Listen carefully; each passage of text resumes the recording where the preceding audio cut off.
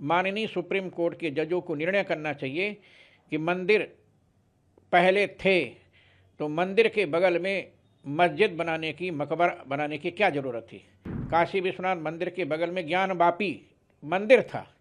ज्ञान शब्द और वापी शब्द ये दोनों संस्कृत के शब्द हैं, ये उर्दू के न हैं, न तो अरबी के हैं, न फारसी के हैं। कि आज़ादी से पहले, मुग़लों से पहले जब भारत आज़ाद था उस काल को देखा जाए, उस काल में किस मंदिर में किस देवी देवता की पूजा होती थी।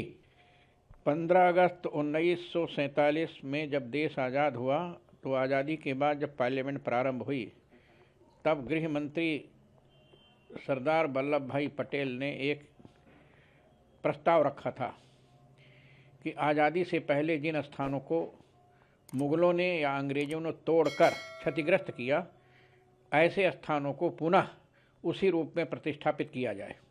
और उसी आधार पर सोमनाथ के मंदिर में सरदार वल्लभ भाई पटेल ने नया मंदिर बना करके भगवान विश्वनाथ की, भगवान शंकर की प्राण प्रतिष्ठा किया था।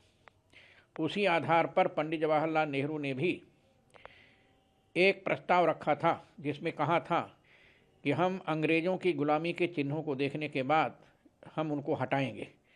और उस प्रस्ताव के तहत अयोध्या में एक विक्टोरिया पार्क था जिसमें विक्टोरिया की मूर्ति थी, उस मूर्ति को हटाया गया और उसको हटा करके तुलसीदास पार्क बना करके गोस्वामी तुलसीदास की मूर्ति की स्थापना की गई।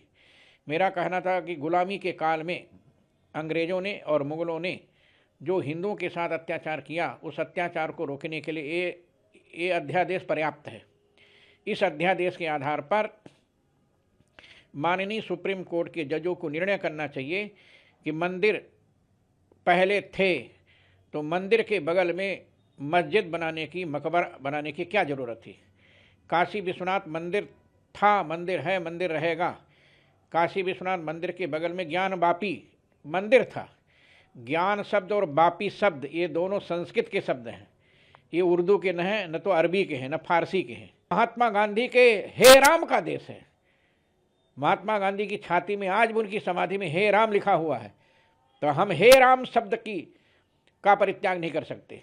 इसलिए जजों से निवेदन है कि आज़ादी से पहले, मुग़लों से पहले जब भारत आज़ाद था उस काल को देखा जाए, उस काल में किस मंदिर में किस देवी देवता की पूजा होती थी, उनको उस रूप में प्रस्तुत किया जाए, तभी देश की आत्मा को शांति मिलेगी।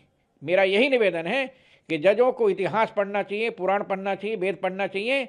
इतिहास, पुराण और वेदों के अनुसार हमारे मंदिरों में किस देवी देवता की स्थापना कहाँ पर थी, उसको उसी रूप में प्रस्तुत करने का न्यायालय निर्णय करे, तभी देश के लोगों को प्रसन्नता होगी।